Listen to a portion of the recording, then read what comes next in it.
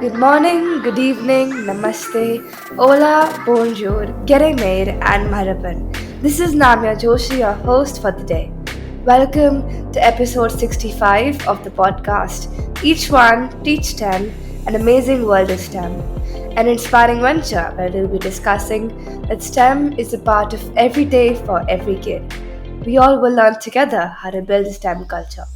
Well, for today, my guest is Miss Haimantika Mitra, who is a developer advocate at Appwrite. She's passionate about technology, communities, and empowering more women to get started into tech. It's like a very big honor for me to have you here on my podcast, Haimantika. So, how are you doing today? Hi Namya, I'm great, and I would say that it's an honor for me to be here talking to you. I have been a big fan of your work since day one. I think it's really a big pleasure for me to be here and chat with you, and also to the listeners you have on your podcast. So I'm very excited to be here. Thank you so much. The pleasure is all mine. And I've also been following you for a long Yeah, time. Like I subscribed to your YouTube channel, I remember, and I used to watch yes, all your videos. So like they were really cool, yeah. and I learned a lot from them. Honestly, Yes. I should probably get back to doing that with some new technology. that's Yeah. great. Okay, so coming to my first question I have for you. So, like, I want to ask you if you could tell us a bit about your journey and what inspired you to pursue this path. Sure. So it's a long story, but I'll try to keep it short within a few minutes. So I come from a family where it's full of engineers. Like everybody in my family is engineers, but back then it's used to be mostly mechanical or civil engineers, and not computer science engineers. So when I used to write that, what do I want to do when I grow up? I used to write that, okay, an engineer, because I knew that that's the only career option. But as I grew up, when I was in the same age as you, I realized that my passion lies in something else. I would like to do journalism or something like that, but due to some constraints, especially family problems and all of this, and I didn't come from a very affluent background either.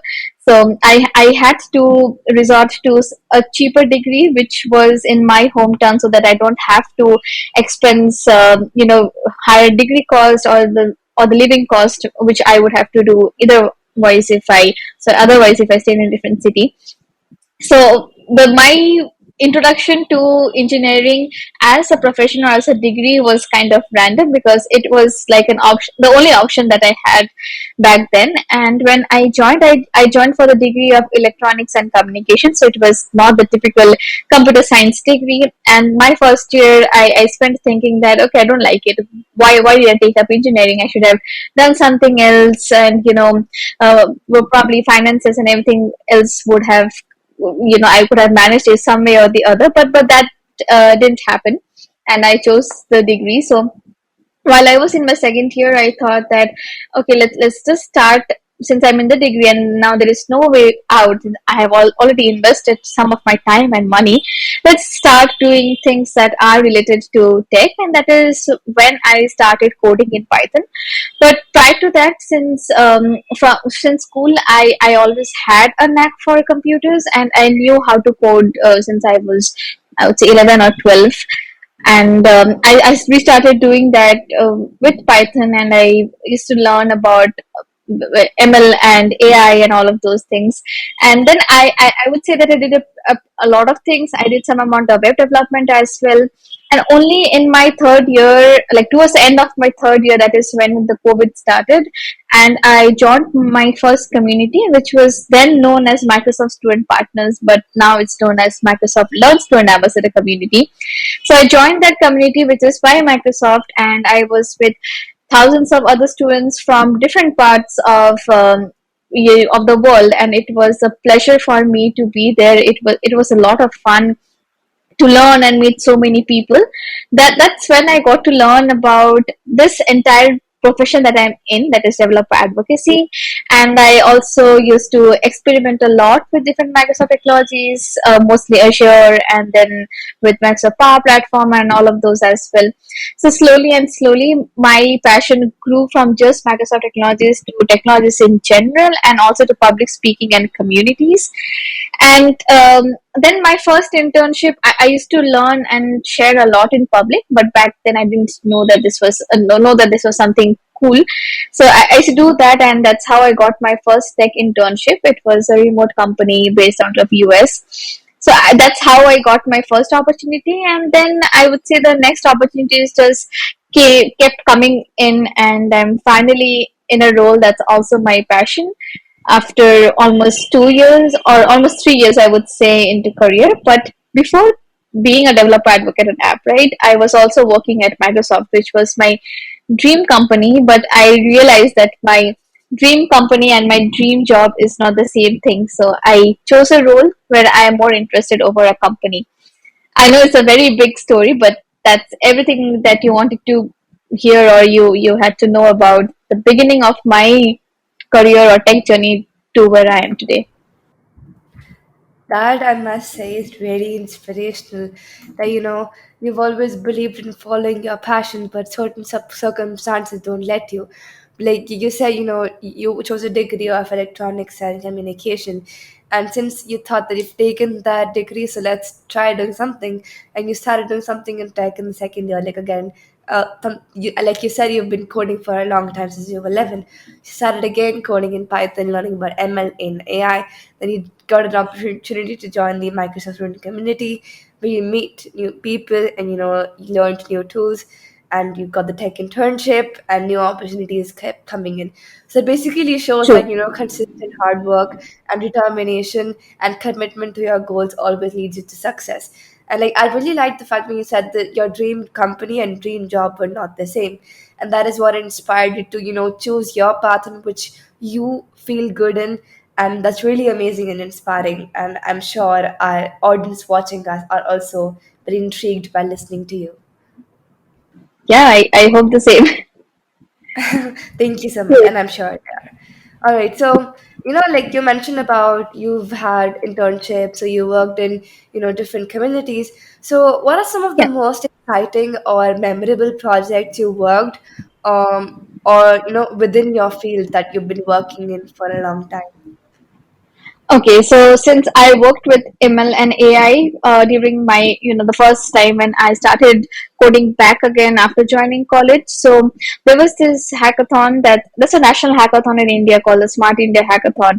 So I participated in that, and we were selected for the finale, and the project was under the Ministry of Power, and a topic was to build a solution to prevent floods that happen due to hydel projects. This is something that is not happening due to weather conditions. As we know, like hydel projects, they are using a lot of water, and the closing and opening of gates do lead to flood. And surprisingly, something like this similar happened to the same area where I stay a few years back.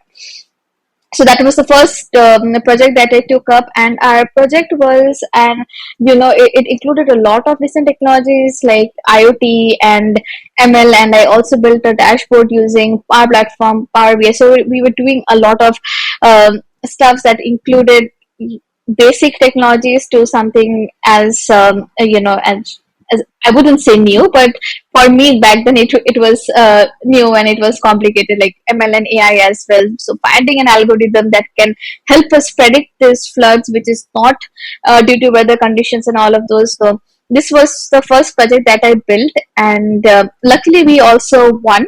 So I would say that that was one memorable thing that I did, and I'm still proud of me, myself, and also my team, because it if we were not together aligned to this goal, it wouldn't have been successful. That's really amazing, Haimantika. Like, Smart India Hackathon, like, I've also heard about this competition. Like, I've seen my fellow friends also participating in it. And, like, the idea of actually building a solution to prevent floods due to hydel projects, like, even I've read about, things that happen, the overflooding and all. And it's not like just because of natural, it can cause because of man made too.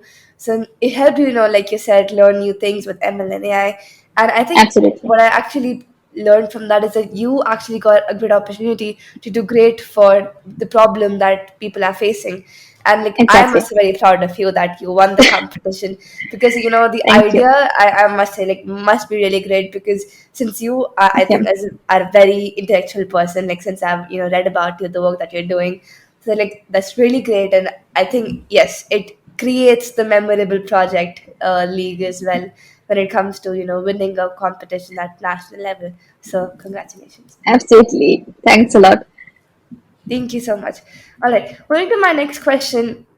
So, like, since you've been uplifting, women in the STEM fields or girls as well, so were there any challenges you faced as a girl in STEM, and how did you overcome them? I wouldn't say that I have overcome most of it, but one thing that is it's really sad that even though we are in the 21st century, it's 2024 almost, since it's like the eighth month of the year, but some stigma around women not knowing how to code, even if they are in the software development field, is something that people still say. And I'm not sure if you have noticed, but I noticed a lot on Twitter and other social media where um, people have been tweeting about women getting opportunities only because of their gender, and like they have special quotas and all of these, and they paint it in such a way that they get it only because of their gender privileges and not because they have any skills or and all of these. So one thing that I would like to share here is that getting placement, especially if from college, is something that has 50% of your hard work and knowledge and also 50% of luck, because I have seen that happen during my college placements as well. And what is really important to note is that even though you get into a job, sustaining and surviving yourself in the job is a bigger task, because technologies keep evolving and you are being given challenges after challenges. And if you do not have skills, I don't think anybody can survive. The wave of learning opportunities or the basically sustaining in the job. So that is one thing that I see a lot happening, and it really saddens me. This what I have done so far is I choose not to respond to any of these, but what I really do is I focus more on working and doing being good at my job. So if I'm doing that, I'll naturally, that will be an answer to these people that no matter what you say, I am good at what I'm doing, which is why I am in this field for n years. So this is something that I have been following, and that has helped me keep myself at peace and not engage in any trolls and any kind of comments. Absolutely, I'd say I agree with you in that. I think I agree. Like when you should, the stigma of females not knowing how to code, and like I've read about those things, like that she got into that because the special quotas is just because of her gender. I think it's because of the skills and not just because of the gender. Because people need to hire people not because of the gender, but because of the skills that they have. And like you mentioned, that sustaining and surviving in a job is a very big deal, and for that, skills are the most important thing. And I think that you could not have put that in better words. Like those are actually the things, Yeah, like I can agree most a lot with what you just said, because whatever things that we're learning till the age of 20 are gonna go ahead with us in the entire life. So that's why, like, developing the 21st century skills or coding skills or even skills as a being a human being are very important. Having those social absolutely. emotional learning skill sets or any Yeah, technical skill set, being a good person yeah, at the same time is very important. And like I really like the way you said that I don't want to respond to these things, but I want let the work speak and not like my words, have a yeah, clash, but the work will speak it out. That's really great. yeah. I do believe that actions speak louder than words. And also you Absolutely. mentioned a very nice point about being somebody who is also good as a person, because most of the interviews that I have been to in different companies, I see that they have at least one culture fit round where they see how you are as a person, and if you are somebody who can gel well with other employees, and especially like I would talk about Microsoft. So they used to focus on some people who have a growth mindset, who are eager to learn. So no matter how good your tech skills are, if you are not somebody who is good as a person or empathetic as a person, I'm not sure if a company will find you fit for that role. Absolutely. Empathy and compassion is the key. True. Yes. Yeah. Moving on to my next question. You, I think I listen to you right now. You have great confidence, like, coming up, speaking your thoughts and empowering other people. But like sometimes it can be a challenge for someone, who is pursuing a new field. So what strategies, can girls use to build their confidence in STEM? Right. So I wouldn't say that even right now I'm 100% confident, because this is something, there's this syndrome called the imposter syndrome, and we often feel that our skills, or we are inferior to somebody because the person we are talking may probably have more knowledge than me or more experience than me. So this thing, it's really hard to beat it, and there is not, no proper roadmap, or I cannot list you a list of things that you can do to beat this. But I would say that believing in yourself is the key to do that. And I'll give you an example about public speaking. So this is not something that everybody is confident in, but they're still willing to do it. So practicing is a good way to do that. So I would say that confidence comes only with more practice, and also by believing in yourself. And third, I would say that what I do, like, I am in the field of developer advocacy, so I'm making sure that I am chatting with more people who are in the same field, or reading books and blogs and newsletters to make sure that whenever I am in a conversation with somebody, be it in some conference or online conversation, or just a simple, engaging in social media comments and all of those, I at least have done my research and done my knowledge, and have my knowledge on that particular field. So I would say that this confidence is something that builds with time. I have a long way to go, and for me, what I figured out is the three things really work. First is believing in yourself, second is practicing, and the third is always keeping, making sure that you are learning, and you can use a variety of resources for that, either talking to people in the profession directly, or just blogs or books, newsletters, any way or any medium of learning that one prefers. True, that's really great. I really agree with that point when you said the imposter syndrome, that other person might be better than me. But like, I think we always have that kind of feeling that we can actually learn from them, even if the other person is better. There might be something that's a key factor or the X factor that we say in that person. So there's something to learn from people around us, and like you said, practice is the key to confidence. So when you're practicing more, when you believe in yourself, and when you build a community at large with people, like-minded people like you, and you're reading and learning more, that helps you to gain more confidence in STEM, and also helps you to interact with people with more confidence, and helps you to actually build up a strong voice while listening to people, understanding what they want to say, but also sharing your strong points as well to leave an impact. Absolutely. So listening and being strong on the points that you are sharing is the key. Absolutely. All right, moving forward, like I have a fun question for you. So, which is your favorite movie and why? Oh, this is a difficult one.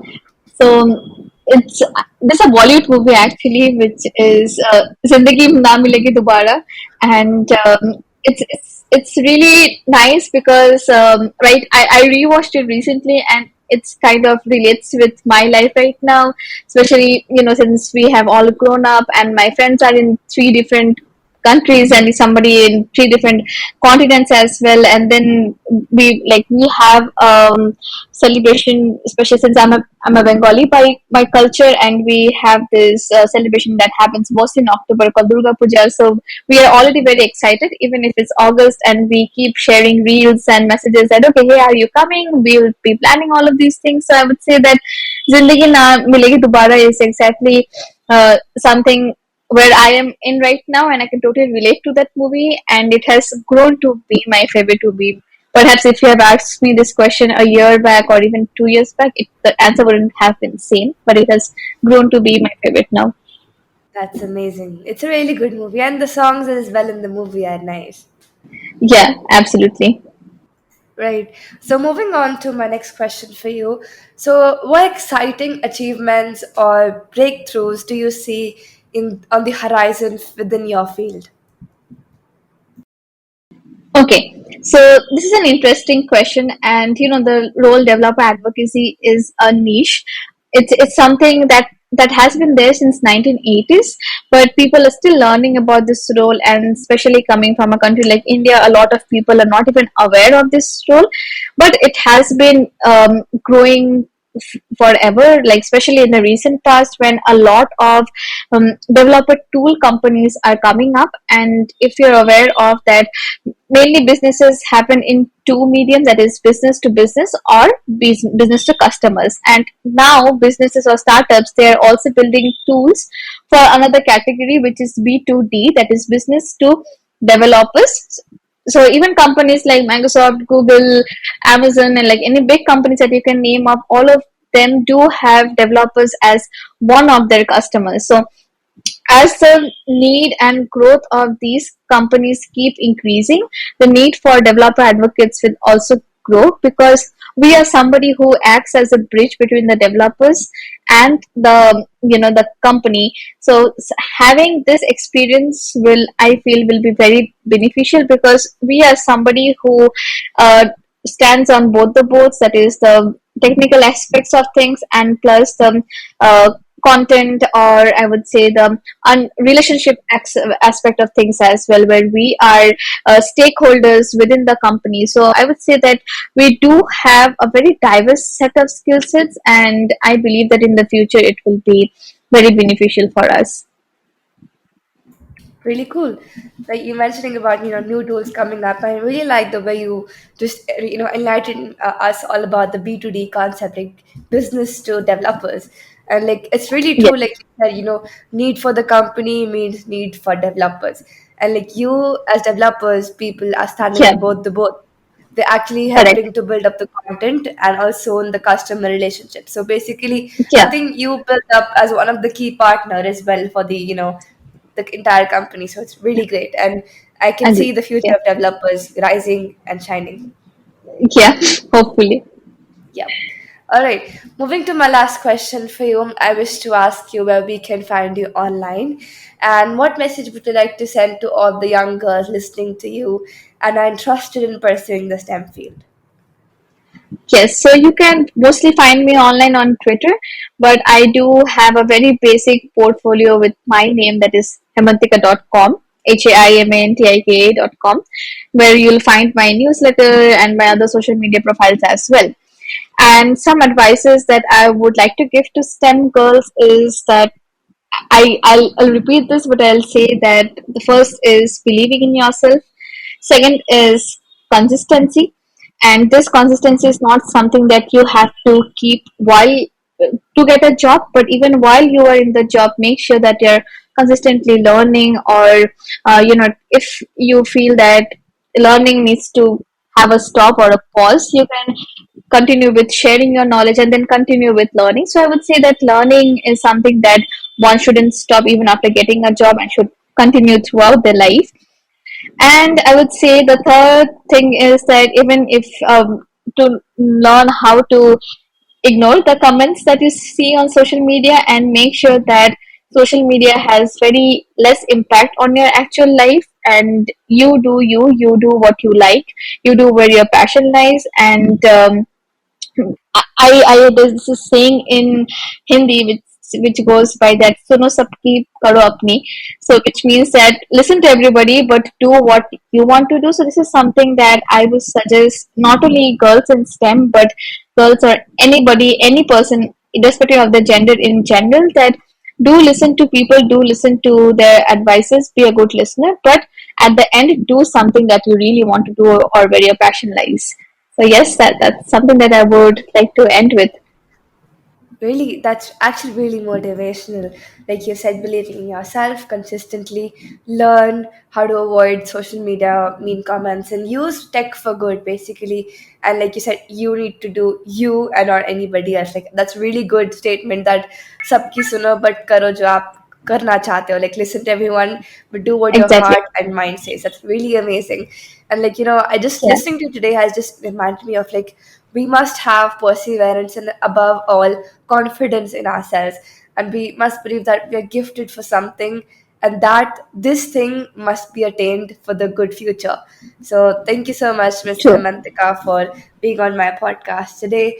It Yeah. was lovely talking to you, learning from you, all the wonderful things that you're doing. So I'm sure the audience watching us have been enlightened with the same.